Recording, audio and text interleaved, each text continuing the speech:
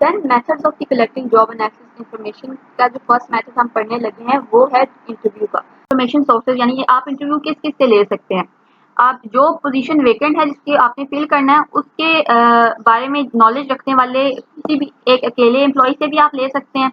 अगर कुछ ज़्यादा एम्प्लॉय है तो आप 2 से 3 जितने भी ग्रुप से भी ले सकते हैं, जैसे आप बेहतर समझिए। और सुपरवाइजर अगर कोई है, हेड है उस पोजीशन का जो कि नॉलेज रखता है उस जॉब की, तो उसको फिर आप सुपरवाइजर, इन्होंने जस्ट नहीं लिखा हुआ है, यहाँ नोट करें कि नॉलेज ऑफ द जॉब भी लिखा हुआ है, जिसको नॉलेज भी हो। कुछ सुपरवाइजर जस्ट जानते हैं कि अच्छा मुझे ये काम करवाना है, कैसे करेगा वो काम, हाउ टू डू इट, जैसे हमने देखा था पहले सारे बिहेवियर्स कैसे चाहिए होते हैं, क्या क्या नॉलेज और प्रोसेस पूरा पहले देखते हैं ना, व्हेन हाउ व्हाई, तो वो सारी नॉलेज इसलिए यहाँ इन्होंने मेंशन किया हुआ है। एडवांटेज क्या है कि आपको क्विक इन्फॉर्मेशन मिल जाती है, कोई आपको प्रिंटिंग नहीं करनी, कोई पेपर नहीं लेना उनका प्रॉपर, कोई इस तरह की आपकी डायरी नहीं बनवानी कि इतने दिन लगेंगे। जितने 15 मिनट या जितने भी मिनट आपका इंटरव्यू होगा उस लिहाज से जल्दी आपको कोई डायरेक्ट इन्फॉर्मेशन मिल जाती है। ओके, डिसएडवांटेज क्या है कि डिस्टॉर्टेड इन्फॉर्मेशन, डिस्टॉर्टेड मतलब वो जो आप खुद से गलत फाल्स इन्फॉर्मेशन दें, आप मिस हॉनेस्ट होके ना दें, यानी कि खुद से बढ़ा चढ़ा के बोलें या फिर इस तरह की गलत इन्फॉर्मेशन दें, तो ये हो सकता है आप किसी सवाल करते हैं जो कहेगा आपको उस पर यकीन करना पड़ेगा। या फिर आपको कोई पेपर दे के या कोई चीज़ दे के सॉल्व करवा के नहीं पूछ रहे कि अच्छा ये इस तरह से तो ये सही, आपके पास कोई वो जब काम कर रहा हो तो उसकी कोई वीडियो नहीं बनी हुई कि अच्छा आप कंफर्मेशन कर सको ये जो इन्फॉर्मेशन के स्टेप्स इसने बताए हैं सिमिलर ऐसे ही होते हैं कि नहीं। तो इंटरव्यू के फॉर्मेट्स आपके डिफरेंट हो सकते हैं, चेकलिस्ट आप अपने पास बना के रखें या अनस्ट्रक्चर्ड आप रखें, कभी कोई सवाल पूछ लें, कभी कोई और सवाल पूछ लें, ओपन एंडेड वगैरह सारा कुछ हो सकता है। देन आता है नेक्स्ट मेथड क्वेश्चनेयर्स का। क्वेश्चनेयर्स के अंदर इंफॉर्मेशन सोर्स आपका क्या है, आपके वो एम्प्लॉयज़ होते हैं जो कि इस पोजीशन को ज़्यादा अच्छी तरह से जानते हैं, उनसे आपको फिल आउट करवाते हैं क्वेश्चनेयर को, ताकि वो डिस्क्राइब कर सकें कि उनकी जॉब रिलेटेड ड्यूटीज या रिस्पॉन्सिबिलिटीज क्या, उस लिहाज से क्वेश्चनेयर को डिज़ाइन किया गया होता है। क्वेश्चनेयर के फॉर्मेट्स ये हो सकते हैं कि आप स्ट्रक्चर्ड बनाएं, चेकलिस्ट हो उसके अंदर, जस्ट आप कोई ऑप्शन ना दें कि खुद से उसमें वो राइट कर सकें, जस्ट चेक दिस ऑप्शन या चेक दिस ऑप्शन, ये हो सकता है। या फिर ओपन एंडेड क्वेश्चंस भी हो सकते हैं, ये आप पे डिपेंड करता है। एडवांटेज इसका ये है कि क्विक वे है, जल्दी कर सकते हैं, एफिशिएंट है तरीका ये कि आपके पास अगर बहुत सारे नंबर ऑफ एम्प्लॉयज़ हैं, आपने बहुत सारों से लेनी है इन्फॉर्मेशन गैदर करनी है जॉब एनालिसिस के लिए, तो आप जल्दी कर सकते हो इसमें, एफिशिएंट कर सकते हो। सबका इंटरव्यू लेना 15-15 मिनट सब पे लगे, उसकी बजाय आप एक ही जगह 15 मिनट सबको दें और सारे मल्टीपल टास्क इसी वक्त कर रहे हों, सबको सॉल्व कर रहे हों सारे अपने क्वेश्चन को, तो बेटर है। डिसएडवांटेज क्या है कि एक्सपेंस है और टाइम कंज्यूम होता है आपका। एक्सपेंस क्यों है, क्योंकि आपने जगह अरेंज करनी है एम्प्लॉयज़ को, आपने अ, उस जगह पे सारी इलेक्ट्रिसिटी जगह अरेंज का बिल, उसके अलावा आपने जो क्वेश्चन है तैयार करना है और उसको जो प्रिंट आउट करवाने हैं वो सारी चीज़ों के पैसे लगेंगे, तो एक्सपेंस हो जाएगा। टाइम कंज्यूम क्यों हो रहा है, क्योंकि आपने प्रिपरेशन करनी है क्वेश्चनेयर की, उसके बाद क्वेश्चनेयर चेक भी करना है, तो उसमें काफ़ी टाइम लग जाता है। तो ये एक प्रोसेस पूरा फॉलो करना पड़ता है। ये एग्जांपल आ जाती है, एग्जांपल के साथ जूम इन कर लेते हैं। क्वेश्चनेयर की एग्जांपल है ये, सॉरी। तो ये क्वेश्चन है, हम इंटरव्यू करने के लिए जो इन्फॉर्मेशन गैदर करने के लिए, तो ये जॉब टाइटल अपना लिखें, डेट लिखें, कोड लिखें, आपका सुपरवाइजर का टाइटल क्या है इस जॉब का और कितने घंटे इसमें काम करने के चाहिए होते हैं और क्या पर्पस है ओवरऑल वगैरह वगैरह, ये सारा। एक तो ये बार बार चला जाता है, ठीक है। ये जैसे एग्जांपल है, तो it's okay, example just concept clear करने के लिए। आई थिंक इतना तो हो गया। ये चेक लिस्ट की तरह, एक्सपीरियंस कितना चाहिए इस जॉब के लिए, इतने से इतने मंथ होना चाहिए, लोकेशन क्या है इसकी, इंडोर है आउटडोर है, एनवायरमेंटल कैसी है वगैरह वगैरह, हेल्थ हैजर्ड्स वगैरह सारा कुछ देखें। कुछ ओपन एंडेड भी हैं, तो ये सिमिलर आगे ये भी स्लाइड इसी की है। देन आ जाता है 18 स्लाइड पे हम, और इसके अंदर ऑब्जर्वेशन के मेथड को एक्सप्लेन किया गया है। इसमें आप बेसिकली लोग एम्प्लॉयज़ को काम करते हुए देखते हैं कि रिजर्व करके अपने पास लिख लेते हैं। तो इसमें ये पॉइंट बताया गया है कि फिजिकल एक्टिविटीज़ के लिए ये बेहतर होता है, जैसे कि एक असेंबली लाइन को उन्होंने असेंबल करना है, यानी प्रोडक्ट के कंपोनेंट्स को असेंबल करना है, उसके बाद उन्होंने उसको डिफरेंट प्रोसीजर से गुजारना है, तो आप उसको नोट डाउन कर सकते हो कि अच्छा पहला स्टेप ये इन्होंने किया है, फिर उन्होंने इसको क्वालिटी एश्योरेंस के अकॉर्डिंगली पहले उनको इस केमिकल में फिल किया और एक वर्कर ये सारे काम कर रहा है। तो एक जैसे वैसे ही एक अजीब सी एग्जांपल है। सो इस तरह के एक पर्सन को कितने प्रोसेस से गुजरना है उस जॉब को परफॉर्म करने के लिए, या कितने काम एक्टिविटीज़ परफॉर्म करनी है उस जॉब को पूरी करने के लिए, तो उसके बारे में है। लेकिन अगर कोई मेंटल जॉब है, जैसे कि एक बंदा है, वो डिज़ाइन बनाने का काम है उसका, और वो कॉपी पेंसिल लेके वो डिज़ाइन बना के देता है, और आपको उसके मेंटल वर्क में आइडिया नहीं होगा, वो बंदा बैठा होगा और डिज़ाइन बना रहा होगा, आप उसमें क्या नोट डाउन करोगे? जस्ट डिज़ाइन बनाना, नो। तो इसलिए आप उस पर्सन से इंटरव्यू लोगे ना कि क्या-क्या इन्फॉर्मेशन होनी चाहिए वगैरह वगैरह। खैर, ये तो एक बात छोड़ें, तो ऑब्जर्वेशन करनी होती है फिजिकल एक्टिविटीज़ की एम्प्लॉइज़ की, जैसे वो अपना काम करते हैं, ठीक है। ओके, एडवांटेजेस की क्या है कि फर्स्ट हैंड इन्फॉर्मेशन है, ऐसा नहीं है कि आपने किसी बंदे से पूछा है और उसने फिर आपको वो इन्फॉर्मेशन दी है, आप डायरेक्टली खुद ऑब्जर्व करके देख रहे हो, तो पहला एक्सपीरियंस है आपका किसी और, जैसे कहते हैं ना, क्लास में हमारे साथ हुआ था कि एक क्लास की लेफ्ट साइड वाली रो के फर्स्ट पर्सन को एक बात मैम ने बताई थी कान में, और कहा था कि पीछे अपने पीछे वालों को बताते बताते बताते राइट साइड वाली रो के फर्स्ट पर्सन से मैं पूछूंगी क्या बात है, तो उसने कंप्लीटली डिस्टॉर्टेड इन्फॉर्मेशन थी उसकी, यानी कि गलत थी इन्फॉर्मेशन, उसने सुनी बीच में सही से नहीं, बीच में इस तरह गुजरती गुजरती बहुत सारे लोगों से इन्फॉर्मेशन अपना रूप बदल लेती है, लोग इन्फॉर्मेशन अच्छी तरह गैदर नहीं कर पाते, या फिर उनको समझने का तरीका डिफरेंट होता है। तो आपका फर्स्ट हैंड इन्फॉर्मेशन मिलती है, सो बेस्ट है, ये एडवांटेज है। रिड्यूस डिस्टॉर्शन ऑफ इन्फॉर्मेशन, यानी आप खुद अपनी आंखों से देख रहे हैं, कोई आपको झूठ तो नहीं बता सकता, आप देख रहे हैं प्रोसेस क्या, सारी एक्टिविटीज क्या है। खैर, डिसएडवांटेज क्या है कि टाइम कंज्यूमर है, ज़ाहिर आप ऑब्जर्व करेंगे उनको प्रॉपर, उनकी एक एक एक्टिविटी होता हुआ देखेंगे, और हर एक एम्प्लॉय, अगर आप एक ग्रुप ऑफ एम्प्लॉयज को ऑब्जर्व करें तो हर एक एम्प्लॉय पे आपको टाइम लगेगा।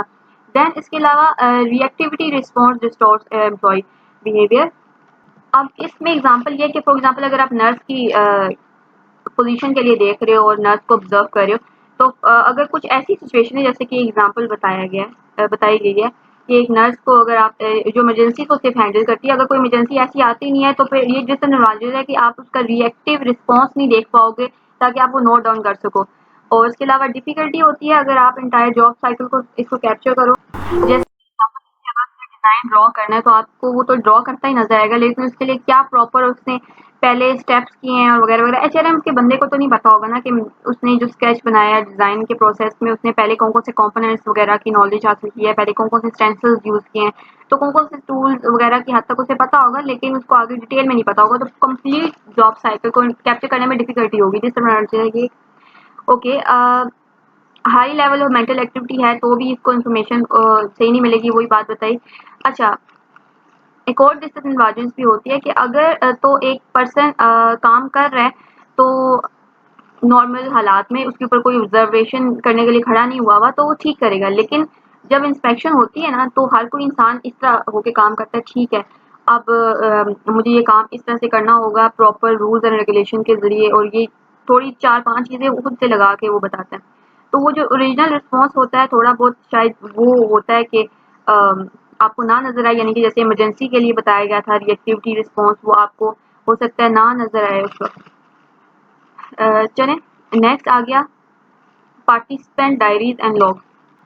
आप वर्कर्स को कहते हो कि आप एक डायरी रखो या अपने पास लॉग रखो, एक कोई राइटिंग रखो कोई भी, कि जिसके थ्रू आप उसमें लिखते जाओ क्रोनोलॉजिकल, यानी कि प्रॉपर स्टेप बाय स्टेप, कि आप क्रोनोलॉजिकल यानी कि स्टेप बाय स्टेप कि आप क्या करते हो और कितना टाइम स्पेंड करते हो हर एक एक्टिविटी के ऊपर, ठीक है।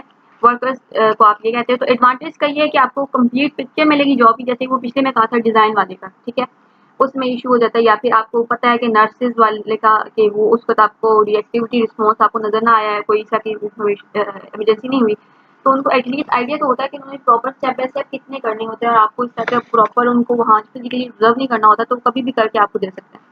एम्प्लॉय की पार्टिसिपेशन भी होती है कि वो खुद से कोई काम करके आपको दे रहा होता है, तो उनका यूज़ भी आप कर सकते हैं, वैसे आप उनसे सवाल जवाब भी उनको, आप एम्प्लॉय की पार्टिसिपेशन करते हो, आपके लिए काम करता है, तो आप जैसे उसे इसको बिठा के मेहमानों का इंटरव्यू नहीं ले रहे होते, ये एडवांटेज है आपका। डिसएडवांटेज ये है कि आप गलत इन्फॉर्मेशन ले सकते हो, डिस्टॉर्शन होती है इन्फॉर्मेशन में, वो गलत भी बता सकते हैं आपको लॉग में या डायरी में। इसके अलावा एम्प्लॉय को कुछ मसला होता है कि वो अपनी सही तरह से मेमोरी रिकॉल नहीं कर सकते, याद नहीं कर सकते, मैंने इस स्टेप के बाद ये वाला स्टेप किया था। अब लाजमी नहीं हर एक एम्प्लॉय ये करे कि स्टेप 1 करके एक्टिविटी का फिर वो लॉग में लिखे, फिर दूसरा करे, हो सकता है इस तरह के पूरे दिन का काम करके फिर बैठ के इकट्ठे करते जाए, अच्छा मैंने ये किया था, तो इस तरह। उसके अलावा नेक्स्ट स्लाइड पे आ जाते हैं। इसमें हम ये देखते हैं क्वांटिटेटिव मेथड्स कौन से होते हैं जॉब एनालिसिस, इससे पहले जो हमने देखे वो क्वालिटेटिव थे, वो हम देख लेते हैं ऐसा क्यों है। आप देखें कि इंटरव्यू और क्वेश्चन वाले जो मेथड्स हैं वो क्वालिटेटिव क्यों होते हैं? इसलिए कि आपने बेसिकली लिस्टिंग करनी होती है ड्यूटीज की, ये सारा कुछ आप उसको यूज नहीं कर सकते कि आपने पे कितनी रखनी है उसकी।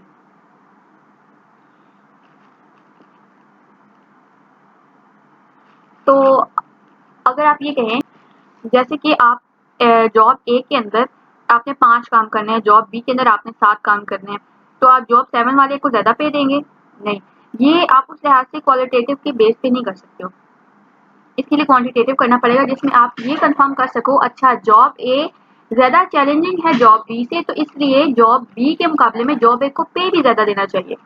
ये करने के लिए हमें क्वांटिटेटिव रेटिंग चाहिए होती है हर जॉब की, यानी कि ओके सो ये जो नेक्स्ट डायग्राम है इसके अंदर हमें क्वांटिटेटिव मेथड देखते हैं। तो सबसे पहले इसका एक है तरीका पोजीशन एनालिसिस क्वेश्चनर।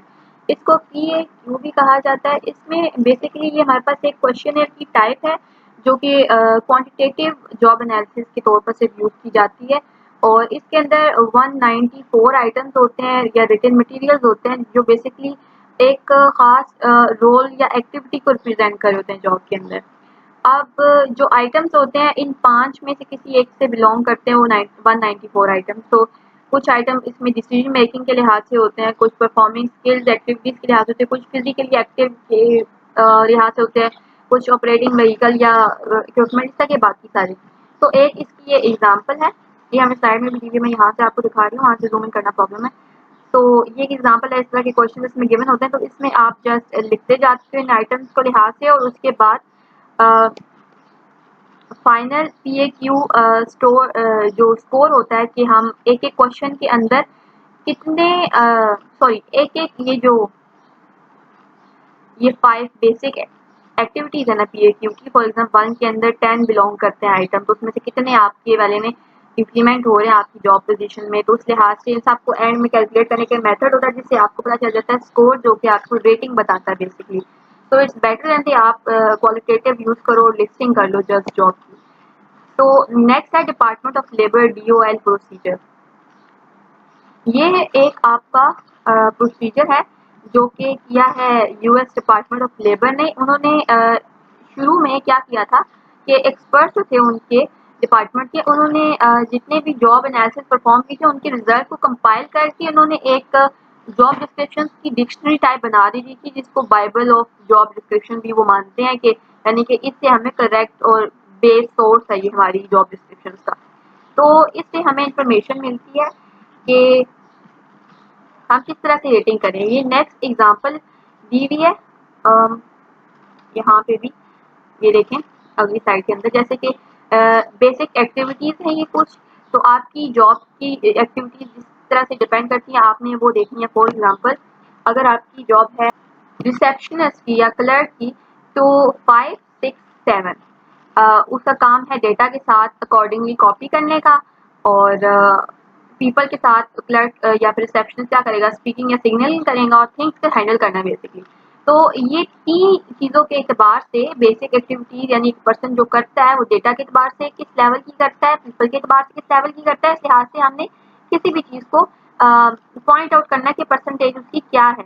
तो इस लिहाज से फिर इन तमाम चीज़ों को जो आप सिलेक्ट करेंगे जैसे कि 5, 6, 7 था, तो उस लिहाज से वो देखेंगे कि इसमें कितना कॉम्प्लेक्स रेट आ जाता है, तो उस लिहाज से उसका डिफाइन कर लेंगे पे स्केल, अगर पे स्केल के लिए कर रहे हैं। उसके बाद फंक्शनल जॉब एनालिसिस आ जाता है हमारे पास, जिसको देखने से पहले हम एक एग्जांपल और देख लेते हैं। जैसे कि ये वही डिपार्टमेंट ऑफ लेबर की टेक्निक की एक एग्जांपल दी हुई है स्लाइड नंबर 23 के अंदर।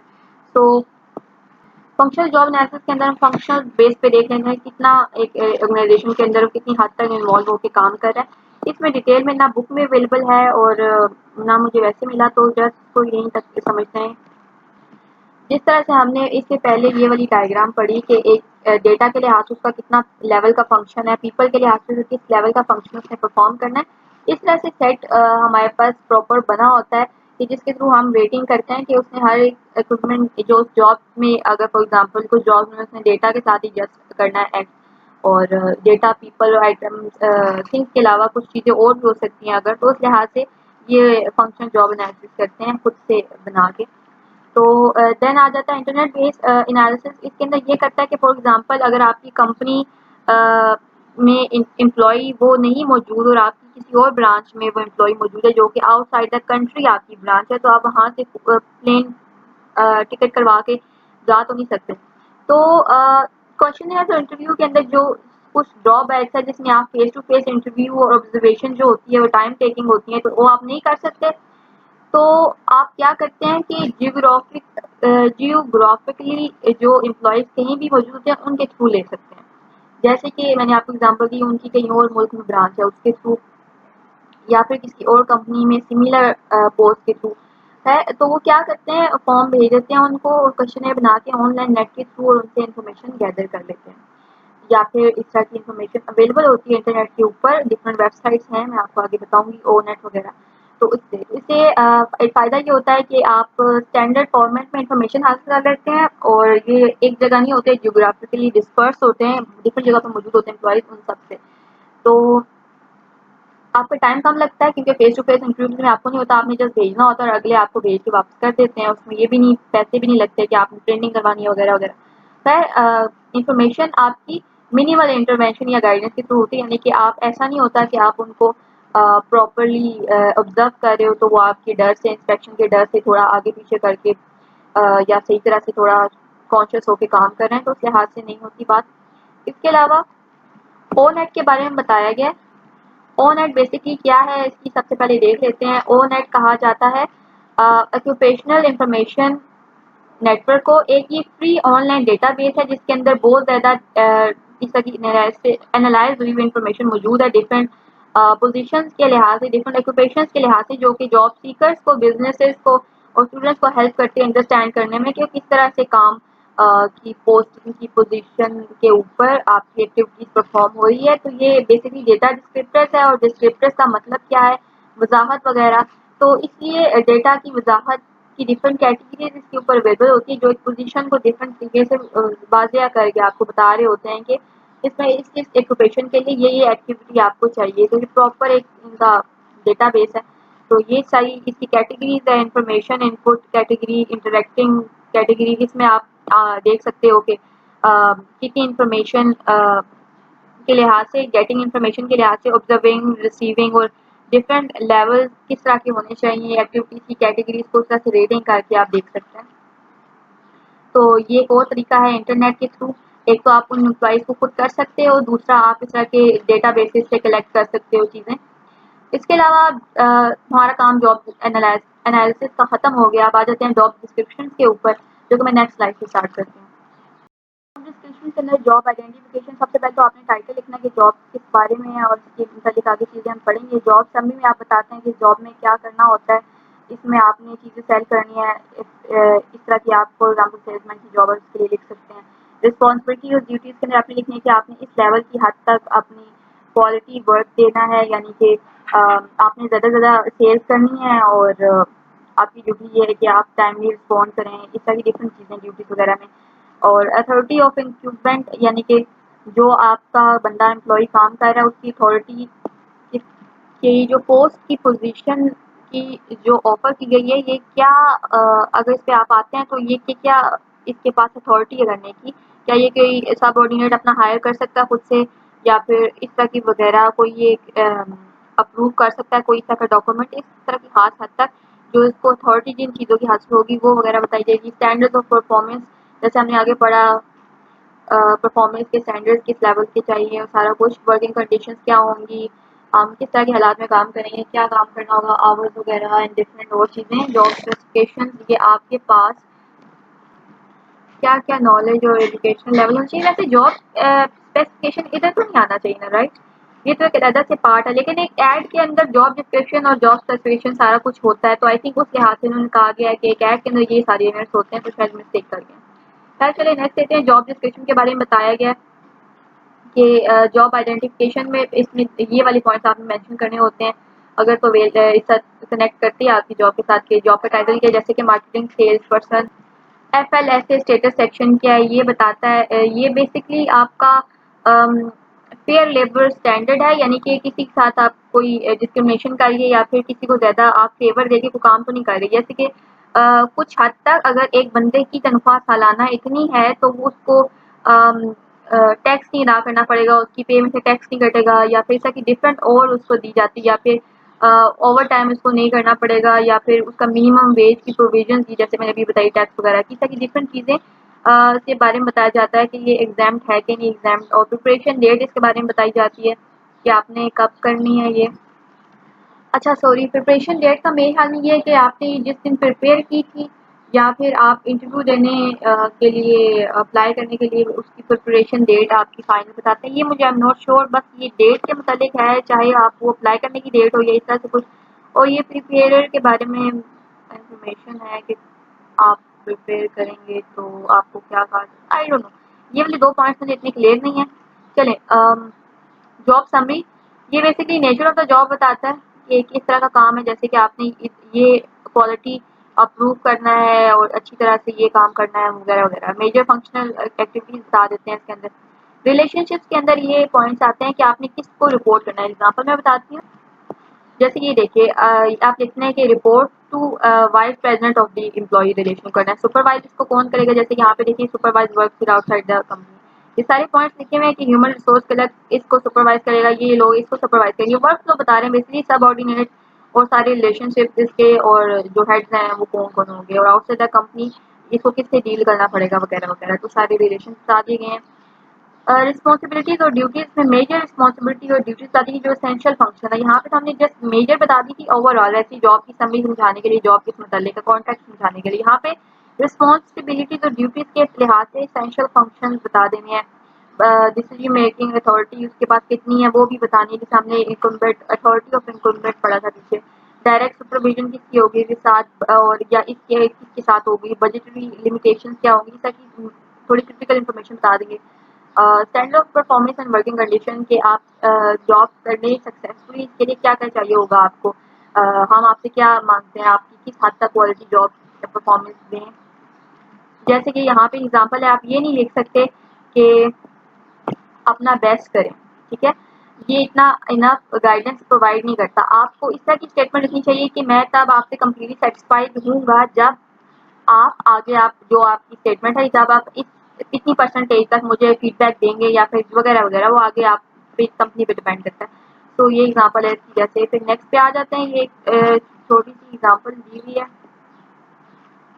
एक जॉब ऐड की, जॉब टाइटल वगैरह है इसमें, और इस तरह की सारी इंफॉर्मेशन है, सारा कुछ समरी बताई गई है। फिर उसके बाद स्कोप उसका बताया गया साथ ही, और सारी जॉब डिस्क्रिप्शन के साथ जॉब स्पेसिफिकेशन भी आ गए यहाँ पे। इस तरह आगे बढ़ते हैं। बस इसमें इतना खास इतना नहीं आने वाला, मैम ने कहा था कॉन्सेप्चुअल होगा, और जस्ट डेफिनेशन मैंने कहा था याद लाजमी कीजिएगा। तो नेक्स्ट ये वही एग्जांपल्स हैं, स्टैंडर्ड ऑक्यूपेशनल, ये सारा कुछ ओवरनेट से मैम ने भी इसका बस आगे करके पढ़ाया था। देन व्हाट इज दिस, ये है कि स्टैंडर्ड ऑक्यूपेशनल क्लासिफिकेशन गाइड करती है तमाम वर्कर्स को 23 मेजर ग्रुप्स ऑफ जॉब के अंदर, इनमें से कुछ ये बताए गए हैं। तो ये मेजर ग्रुप्स ऑफ जॉब्स हैं। इसके अलावा राइटिंग डिस्क्रिप्शन के अंदर आप देख लेते हैं कि हमने स्टेप बाय स्टेप क्या किया। पहले तो प्लान बनाया।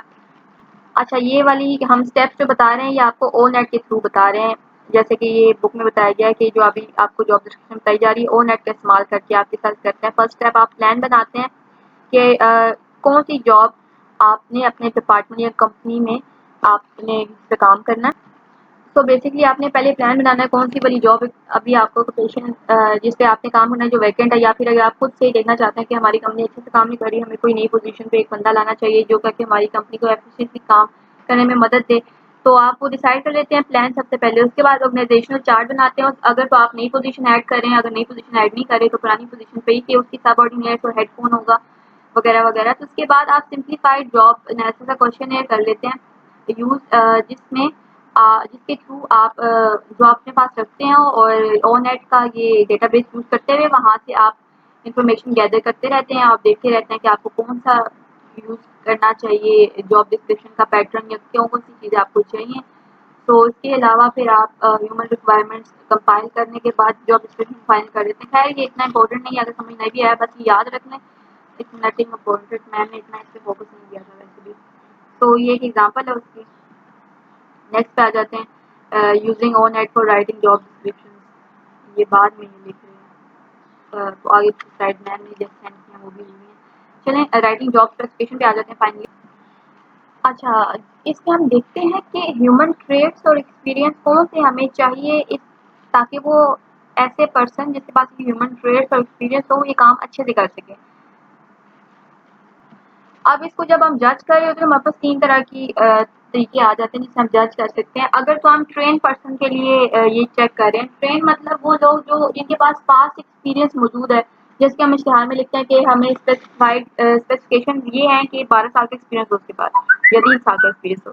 तो इस तरह से ट्रेन पर्सन के लिए, लेकिन अगर अनट्रेन पर्सन है तो उसके लिए आपको ज़ाहिर है आप चाहेंगे कि उसके लिए ऐसी आप बातें लिखें जिसमें ये ना आपको लिखना पड़े कि इतने साल का एक्सपीरियंस उसके पास हो। जीरो से स्टार्टेड पर्सन जिसने जैसे एजुकेशन हासिल की हो आपके पास आया हुआ हो तो आपको उसको ट्रेन करना पड़े अपने लेवल तक लाने के लिए।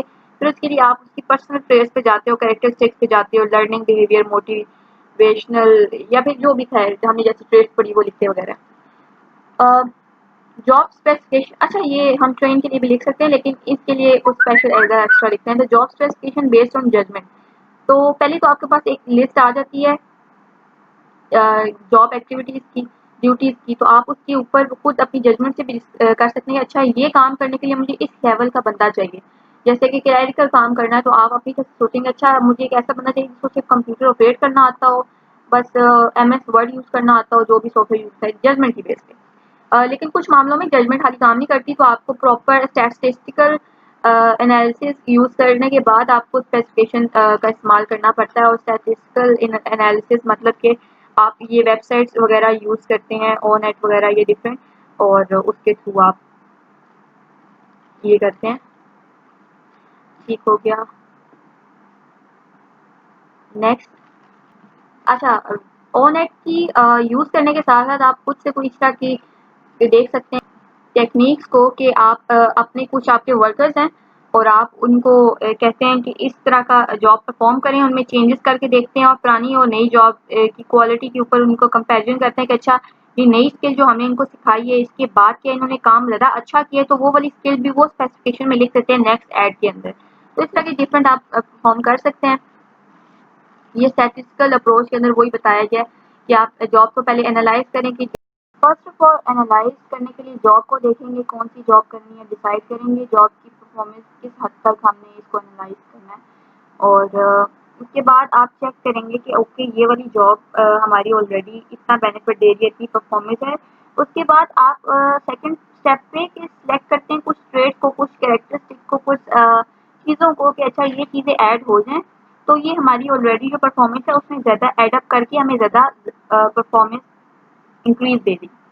उसके बाद आप कुछ कैंडिडेट्स लेते हैं उस ट्रेड के साथ के आप उनको उस जॉब में डाल के टेस्ट कर सकेंगे ठीक है कि ये वाकई सच साबित हो रही है बात।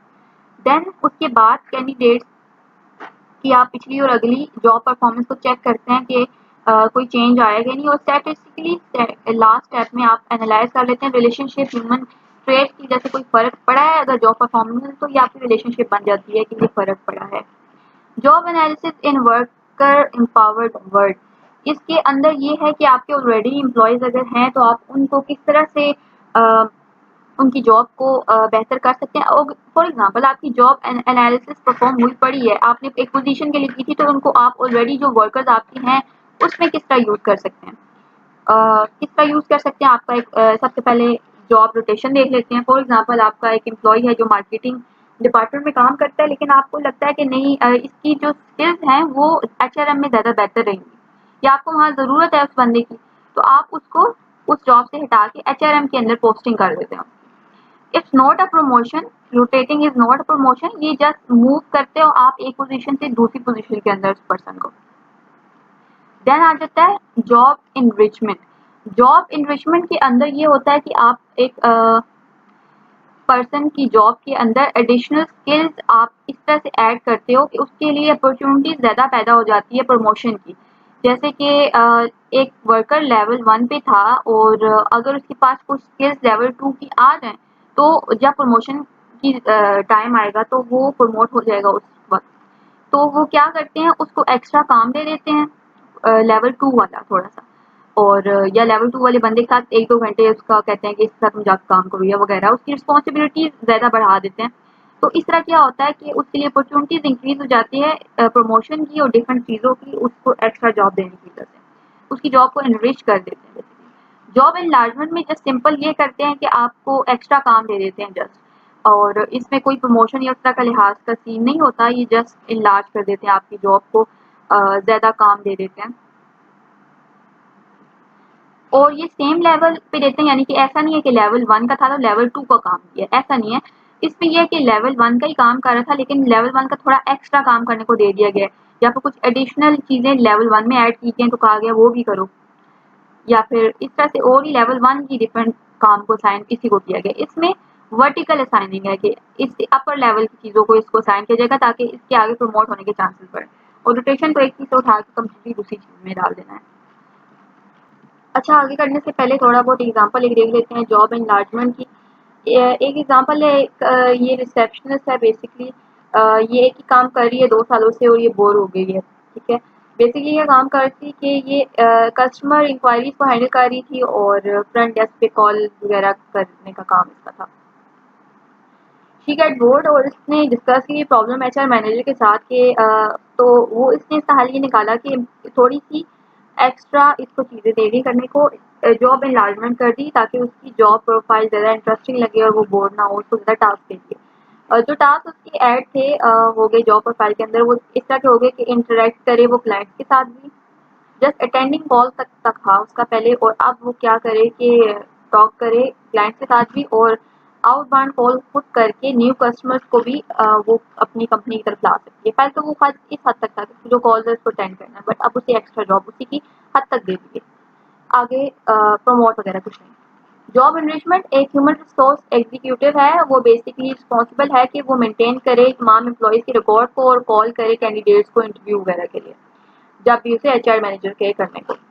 तो उसकी जॉब एनरिचमेंट किस तरह से की गई, एचआर एग्जीक्यूटिव की जॉब प्रोफाइल के अंदर ऐड करने के लिए ज़्यादा वैल्यू, मैनेजर ने उसे कुछ ज़्यादा अथॉरिटी दे दी गई काम के अंदर जो कि इसे असाइन था पहले से।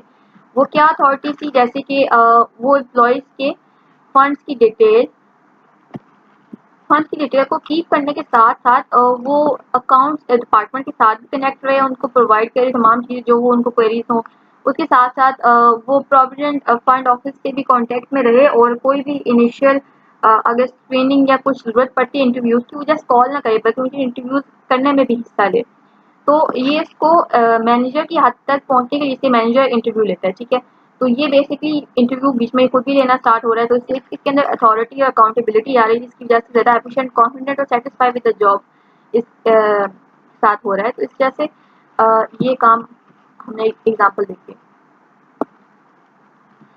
अब हमने देखा कि और चेंजेस वर्क में क्या क्या हो सकते हैं। आप ऑर्गेनाइजेशन और उसके स्ट्रक्चर को किस लिहाज से चेंज कर सकते हो। आप फ्लैटिंग दी ऑर्गेनाइजेशन क्या होता है देख लेते हैं।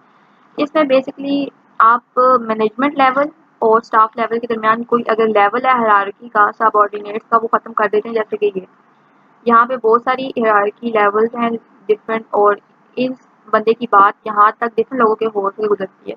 तो यहाँ पे हायरार्की लेवल कम कर दिया गया है, रिमूव कर दी गई है मैनेजमेंट की लेयर्स को। एक और एग्जांपल ये है जैसे, अब इसका बेनिफिट ये होता है कि एम्प्लॉयज़ को सुपरवाइज कम किया जाता है, तो उनकी अपनी इन्वॉल्वमेंट डिसीजन मेकिंग के अंदर ज़्यादा कर दी जाती है। इसकी वजह से कम हो जाता है सेल्फ मैनेज वर्क टीम। इसमें आपकी जो टीम होती है वो अपनी बॉस खुद ही होती है, और इसी तरह खुद ही आपस में मिल बांट के सारे मशवरे करते हैं। कोई एक बंदा हेड नहीं होता, सबकी मानी जाती है। तो ग्रुप ऑफ एम्प्लॉयज़ होते हैं जो रिस्पॉन्सिबल होते हैं, अकाउंटेबल होते हैं तमाम मशवरों से एक खास हद तक, या मोस्टली सब मशवरों के लिए। तो इससे भी काफ़ी बेनिफिट होते हैं हमारे। जैसे कि बेनिफिट्स की लिस्ट देखी जाए तो बहुत सारी अवेलेबल है, ठीक हो गया। और स्पेशली ये वाली, अगर ट्रेडिशनल टीम्स को देखा जाए तो ये सिर्फ गोल की अचीवमेंट पर रखते हैं, ये सिर्फ कॉन्टीन्यूस इम्प्रूव करते हैं, बल्कि ये खाली काम की हद तक, ये इम्प्रूवमेंट की हद तक, क्योंकि सारे मिल बांट के ब्रेनस्टॉर्मिंग कर रहे होते हैं। ये डेली एक्टिविटीज़ को जस्ट करते हैं। अब सुपरवाइजर डायरेक्टली कंट्रोल करता है इसको, लेकिन ये टीम कंट्रोल करती है इसको। मैनेजमेंट रोल इसमें डायरेक्ट होता है, और टॉप डाउन, इसमें टॉप डाउन ही होता है, इसमें सारे शेयर हो रहे होते हैं, सारे फैसिलिटेट कर रहे होते हैं डिसीजन मेकर में, और ये सारी चीज़ें। देन नेक्स्ट पॉइंट आ जाता है री इंजीनियरिंग बिजनेस प्रोसेसेस। री इंजीनियरिंग बिजनेस प्रोसेसेस के अंदर फॉर एग्जांपल एक कोई बिजनेस प्रोसेस है ऐसा कि आपने पहले प्रोसेस प्लानिंग करनी है, प्रिपरेशन करनी है और डिफरेंट इस तरह की चीज़ें करनी है, लेकिन अगर आपको इस ट्रेडिशनल प्रोसेस के अंदर थोड़ी चेंजेस करनी है, आपको लग रहा है ये एक स्टेप हमारा बेनिफिट का नहीं है, तो आप उसको री इंजीनियर कर सकते हो और अपनी मनपसंद अपने बेनिफिट के लिहाज से आप उस प्रोसेस के अंदर रीथिंक करके नई वैल्यू ऐड कर सकते हो, इस तरह से कि नए प्रोसेसेस या फिर कुछ प्रोसेस को कम करके। और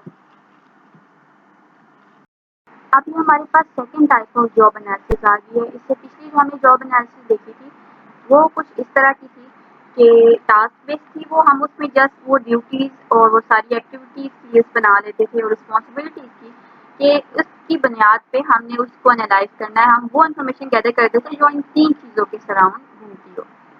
अब हमारे पास कॉम्पिटेंसी बेस्ड आ गई है जॉब एनालिसिस। इसके अंदर हम उन इंडिविजुअल की कैपेबिलिटीज के बारे में भी सर्च करते हैं, इंफॉर्मेशन गैदर करते हैं ताकि हम उस काम पे करने वाले बंदे की इंडिविजुअली और टीम की परफॉर्मेंस को एनहांस कर सके, बढ़ा सके।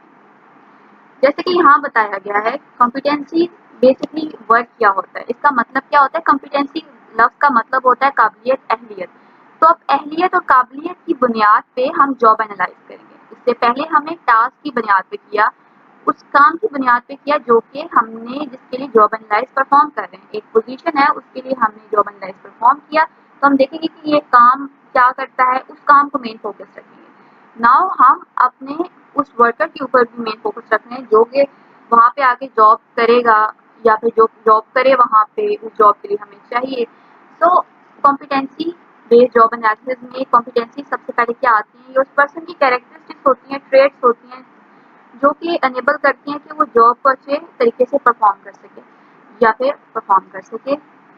ओके, रीजन क्या होती हैं, हम कॉम्पिटेंसी बेस्ड जॉब एनालिसिस करते हैं ताकि हम एक हाई परफॉर्मेंस वर्क सिस्टम कर सकें सपोर्ट।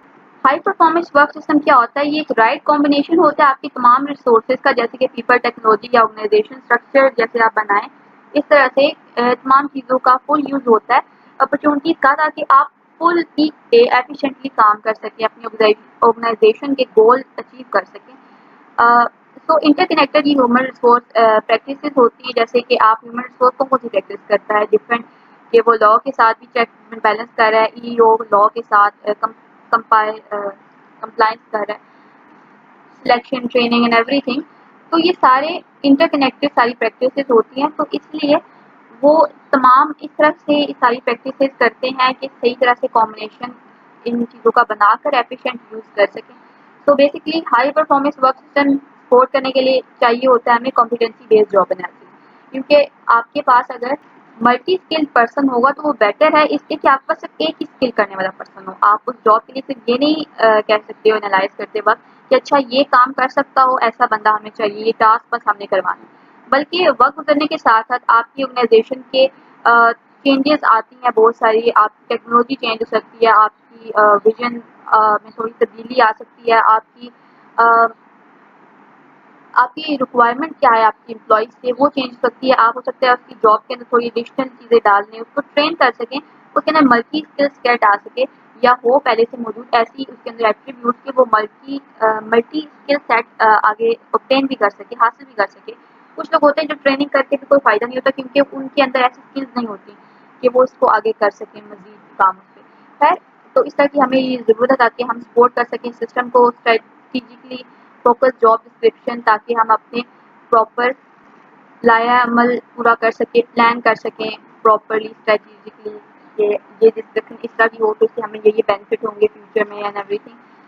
ऐसी जॉब डिस्क्रिप्शन हम बना सके, इसलिए हमें ये ज़रूरत होती है हम ऐसा प्रोसेस बना सके मेजर करने में, इस तरह से जॉब परफॉर्मेंस को रिवॉर्ड करना सिस्टम इस तरह से कर सकें, फोस्टर कर सकें, यानी कि इस तरह के आप एम्प्लॉयज़ अपने बना सकें ताकि आपकी परफॉर्मेंस मैनेजमेंट सिस्टम वैसे ही चले, वैसे ही सपोर्ट आप उसे कर सकें जैसा आप चाहते हैं, आपकी गोल कंपनी के अचीव करने के लिए आपको चाहिए।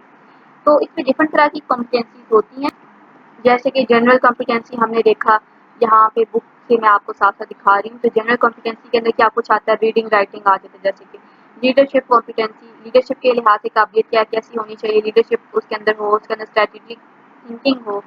और टेक्निकल कॉम्पिटेंसी के अंदर क्या है, जैसे कि आपको एक एग्जांपल दी गई है सिस्टम इंजीनियर की, उसकी टेक्निकल कॉम्पिटेंसी क्या हो कि उसको डिज़ाइन करना आता हो, कॉम्प्लेक्स सॉफ्टवेयर एप्लीकेशंस को वो ऐसे प्रोटोकॉल इस्टेब्लिश कर सके, ऐसी प्रोटोटाइप्स बना सके और डिफरेंट नेसेसरी प्लेटफॉर्म रिक्वायरमेंट वो सही तरह से इस्टेब्लिश कर सके, ताकि आपका पूरा डेटा अच्छी तरह से एफिशिएंटली प्रॉपर पूरा कोऑर्डिनेट हो सके, ट्रांसफ़र हो सके। तो इस तरह की डिफरेंट ये हमारी सिस्टम इंजीनियर की जॉब के मुतालिक टेक्निकल कॉम्पिटेंसीज लिखी गई हैं। इसके अलावा ट्रेजरर के बारे में, खजांची के बारे में कॉर्पोरेट के बताया गया टेक्निकल किसी कंपनी में क्या आ सकता है, जैसे कि उसको ट्रेड रिकमेंडेशन वो फॉर्मुलेट उनको कर सकता हो, बना सकता हो। डिफरेंट कंप्यूटर मॉडल्स को पढ़ने के बाद जो आजकल नए नए मॉडल्स आ रहे हैं, इन मॉडल्स को आप अपनाएं तो आपको ये प्लान और स्ट्रेटेजिक फॉर्मुलेशन बन सकते हैं जिनको आप फॉलो करें। इसके अलावा डिफरेंट ट्रेड्स और रिकमेंड कर सके कि अच्छा अब आप ये वाली ट्रेड करेंगे, ये वाली इन्वेस्टमेंट करेंगे, ये वाला काम करेंगे तो वगैरह वगैरह, और किस तरह से वो करें ये भी रिकमेंड कर सकता हूँ। तो हमने ये देख ली 3 कॉम्पिटेंसीज। नेक्स्ट हमारे पास आ जाता है कि हम इनकी डिस्क्रिप्शन को किस तरह से लिखते हैं।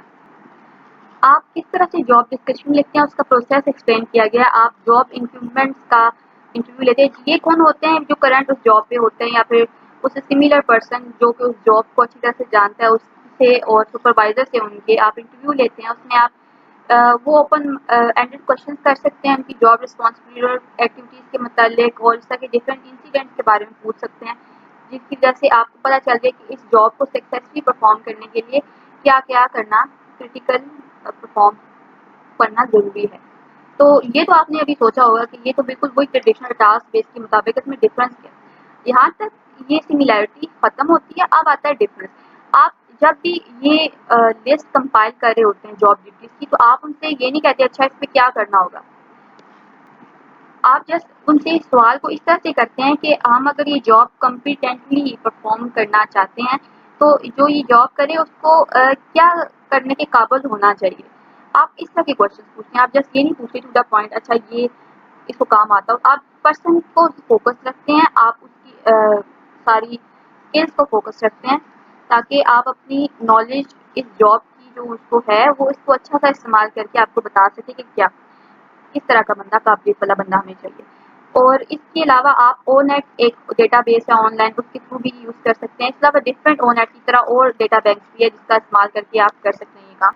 आप कॉम्पिटेंसीज रिक्वायर्ड जो आपको हैं उसमें किस तरह की आ सकती हैं, जैसे कि नेसेसरी बिहेवियर किस तरह के आ सकते हैं। उसमें आपके पर्सनल एट्रीब्यूट्स आप पूछ सकते हो कि इस जॉब को सही तरह से परफॉर्म करने के लिए उस पर्सन के पास क्या एट्रीब्यूट्स होने चाहिए, उसकी पर्सनैलिटी किस तरह की होनी चाहिए, उसके पास किस तरह का नॉलेज होना चाहिए टेक्निकल या प्रोफेशनली किसी भी तरह से, और एक्सपीरियंस किस तरह का होना चाहिए। इसमें एजुकेशनल और वर्क अचीवमेंट सारा कुछ आ जाता है कि कोई उसके पास इतना एक्सपीरियंस हो इतने साल का काम करने का, या फिर खाली एजुकेशनल, ये डिपेंड करता है। जैसे कि एग्जांपल आई कॉम्पिटेंसी मॉडल की, जो कि ह्यूमन रिसोर्स मैनेजर के लिए बनाया गया। एक ह्यूमन रिसोर्स मैनेजर की पोस्ट है, उसके लिए आपने लिखना है ये कॉम्पिटेंसी बेस्ड मॉडल। तो उसमें पहले तो बताया गया कि उसको रोल्स कौन कौन से अदा करने हैं, ठीक है। लाइन फंक्शन, HR डिपार्टमेंट के साथ अंदर स्टाफ फंक्शन और कोऑर्डिनेशन फंक्शन सारा कुछ। इसके अलावा एरिया एक्सपर्टीज आ गई, जैसा कि बताया था नॉलेज एक्सपीरियंस की तरह सारी चीज़ें उसके पास होनी चाहिए। देन फाउंडेशन कॉम्पिटेंसीज इसके अंदर आ गई कि ये बेस है, ये लाजमी होना चाहिए इनके पास, जैसे कि personal interpersonal competencies HR management की क्या क्या होनी चाहिए। यहाँ पे पर्सनल के अंदर देखिए कि वो एथिकली बिहेव करे, गुड जजमेंट हो उसकी, एविडेंस की बेस पे वो एक्सरसाइज करे गुड जजमेंट का। एंड देन हियर उसकी इंटरपर्सनल के अंदर कम्युनिकेट इफेक्टिवली कर सके, एक्सरसाइज कर सके, लीडरशिप अच्छी तरह से नेगोशिएट इफेक्टिवली कर सके। देन एक दफ़ा देख लेते हैं दोबारा से, कॉम्पिटेंसी बेस्ड जॉब एनालिसिस का मतलब ये है कि आप जॉब को इस तरह से डिस्क्राइब करें कि जो एम्प्लॉई वो जॉब करे उसके अंदर ये कॉम्पिटेंसीज होनी चाहिए, बिहेवियरल, ऑब्जर्वेबल और मेजरेबल, जैसे कि नॉलेज, स्किल्स और बिहेवियर, ये इस तरह की कॉम्पिटेंसी के अंदर होनी चाहिए।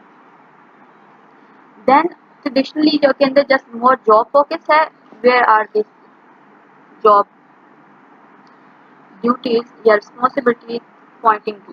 सो जस्ट जॉब ड्यूटीज के बारे में आप देखें। ओके, ये एग्जांपल आ गई है बीपी की। बीपी मतलब ब्रिटिश पेट्रोलियम डिवीजन। यहाँ पे बुक के अकॉर्डिंगली इनके एग्जीक्यूटिव ने डिसाइड किया है कि उनको ज़्यादा फास्टर एक्टिंग ऑर्गेनाइजेशन और एफिशिएंटली एक्ट करने के लिए ऑर्गेनाइजेशन के अंदर चेंजेस लानी चाहिए। तो उन्होंने इसको अकॉम्प्लिश करने के लिए ये फील किया था, उन्हें एम्प्लॉयज़ को के बिहेवियर को चेंज करना चाहिए। वो ज़्यादा जॉब ड्यूटीज़ के ओरिएंटेड थे कि मेरा ये काम है, मेरा वो काम नहीं है, मुझे यही काम करना है। या फिर तो आप उनको मोटिवेट कर सकें ताकि इस तरफ वो उन्हें लाना चाह रहे थे कि उन्हें मोटिवेट कर सकें ताकि वो ब्रॉडर रिस्पॉन्सिबिलिटीज को हैंडल कर सकें, उनकी स्किल सेट ज़्यादा इंक्रीज हो जाए। इसके लिए उन्होंने एक ये मॉडल बनाया था। इसके अंदर ये वाला जो हाईलाइटेड एरिया है, इसका मतलब है मिनिमम कितनी ये आपको स्किल चाहिए। तो बेसिकली इधर ये मैट्रिक्स कंसिस्ट करती है। पहले तो एक आपके पास ये सारी लिस्ट है, सारी टेक्निकल स्किल्स की, बेसिक स्किल्स की जो आपको उस जॉब के लिए चाहिए, जैसे कि टेक्निकल एक्सपर्टीज एक आपको स्किल चाहिए उस जॉब के लिए। देन उसके बाद उन्होंने ये लेवल्स दे दिए हैं हर स्किल के, और मिनिमम लेवल उसका हर स्किल का कितना होना चाहिए वो बता दिया गया है। और मिनिमम लेवल इस स्लाइड के अंदर मेंशन नहीं है बुक के मुताबिक। जैसे यहाँ पे लाइट ब्लू कलर है, तो यहाँ पे लाइट ब्लू कलर बॉक्सेस जो हैं वो इंडिकेट करते हैं कि minimum level of skill required जो इस जॉब के लिए है वो ये है, यानी कि टेक्निकल एक्सपर्टीज अगर डी लेवल तक की हो तो ठीक है, एक्सेप्टेबल है। अदर देन दैट एक्सेप्टेबल नहीं है, ए बी सी डी तक होनी चाहिए। सिमिलरली आगे हम डी लेवल के बिजनेस अवेयरनेस को नहीं हायर कर सकते। इस तरह से आप अपने पास मैट्रिक्स बना लेते हैं। ये तो बीपी ब्रिटिश पेट्रोलियम की टेक्निक थी। इस तरह की डिफरेंट टेक्निक्स आप फॉलो कर सकते हैं। तो ये आपको स्किल्स आप जब बना लेते हैं तो ताकि इस तरह आपको फ़ायदा क्या होता है कि आपके एम्प्लॉय ज़्यादा एम्पावर्ड हो जाते हैं कि वो ज़्यादा ब्रॉडर रिस्पॉन्सिबिलिटीज़ को हैंडल आउट कर सकें, और उनकी नई स्किल्स डेवलप करना आपका मेन फोकस होता है। तो आप उनके लिए भी ये कर सकते हैं जो कि ऑलरेडी आपके एम्प्लॉयज़ हैं, ताकि उनके अंदर ऐसी स्किल्स आप ला सकें ताकि फ्यूचर में एवर चेंजिंग उनकी जो जॉब है, जो चेंज हो रही है वक्त के साथ साथ, उनके साथ वो कीप अप कर सकें। और न्यू जॉब के लिए भी जैसे भी फिर हम जॉब एनालिसिस का आगे इस्तेमाल करते हैं, डिफरेंट फैक्टर्स में आपका यूज़ कर सकते हैं। तो बेसिकली इंफॉर्मेशन गैदर करने का एक तरीका है एक नया, जिसमें आप गौर ज़्यादा करते हैं काम करने वाले की कैरेक्टरिस्टिक्स पर, ताकि वो बंदा तो आपके साथ हमेशा रहेगा। पोजीशन वो चेंज हो सकता है गुजरते वक्त के साथ उस पोजीशन के अंदर एक्स्ट्रा रिस्पॉन्सिबिलिटीज ऐड हो जाएं, या फिर वो पोजीशन सिरे से खत्म हो जाए और आपको उस बंदे को कहीं और मैनेज करना हो। तो इस तरह से आप इस तरह का पर्सन हायर करते हैं, इस तरह की स्किल मैट्रिक्स होती है उसके पास, इस तरह की ट्रेड्स होती हैं, कॉम्पिटेंसीज होती हैं उसके पास, कि वो आपके साथ डील कर सके और आप उसको ज़्यादा मल्टी स्किल्ड होने की वजह से आगे भी यूज़ कर सको। तो ये सारी चीज़ें हमने सीखी। इसमें कोई क्वेश्चन हो तो आप इसे पूछ लीजिएगा। Good luck.